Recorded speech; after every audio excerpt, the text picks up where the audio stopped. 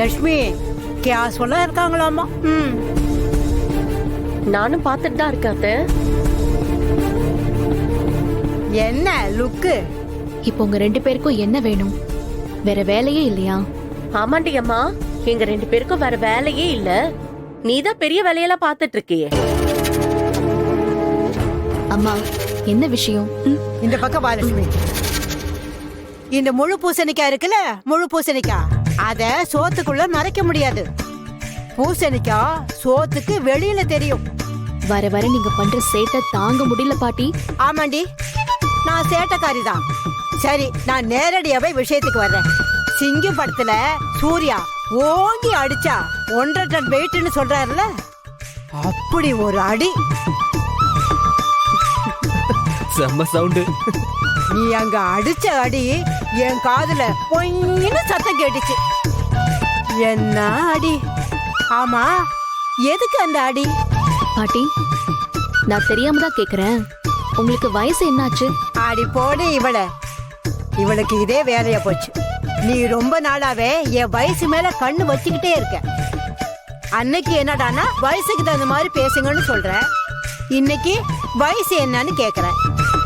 இப்ப சொல்ற கேட்டுக்க, எனக்கு எப்பவுமே 16 தான். இந்த உடம்புக்கு வேணா வயசாகலாம், ஆனா என் மனசு எப்பவுமே யூத்து தான். இதுக்கு மேல இந்த கேள்வியை நீ கேட்கவே கூடாது. ஆமா, நான் கேட்ட கேள்விக்கு பதில் சொல்லலையே. எதுக்கு அப்படி ஒரு அடி? மித்ரா கை வச்சது தமிழ் மேல. என் குழந்தைங்களை யார் அடிச்சாலும் எனக்கு பிடிக்காது. லாஜிக்கா நீ சொல்றதெல்லாம் கரெக்ட் தான் பாரதி. ஆனா நீ இப்படி சிங்கம் மாதிரி ரியாக்ட் பண்ணதுக்கு காரணம் சின்னதா இருக்கேன்னு யோசிச்ச. தமிழ மித்ரா அடிச்சது உங்களுக்கு அவ்வளவு சாதாரணமான விஷயமா தெரியுதாமா? சிச்சி, நான் அப்படி சொல்லல. எது நடந்தாலும் அமைதியா இருக்கணும்னு ஆதி பிறந்த நாள் அன்னைக்கு கூட நீ பொறுமையா தானே இருந்த. பார்ட்டிக்கு வந்த ஒரு பொம்பளை தமிழ ஓங்கி அரைஞ்சா அப்பெல்லாம் நீ பொங்கல, இப்ப பொங்குறியேன்னு தான் கேக்குறேன். லட்சுமி, சூப்பர் லட்சுமி. இப்ப பதில் சொல்லு. எதுக்கு அடிச்ச?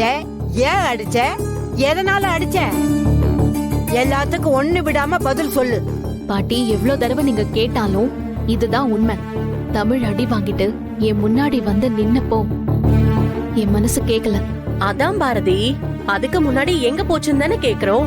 பார்ட்டில பெரிய மகாத்மா மாதிரி நின்னுட்டு இருந்த, இப்ப எங்க இருந்து அந்த பத்திரகாளி வந்தான்னு கேக்குறேன். உங்ககிட்ட எல்லாம் பேசி என்னால ஜெயிக்க முடியாது. தயவு செஞ்சு இந்த விஷயத்த இதோட விட்டுருங்க.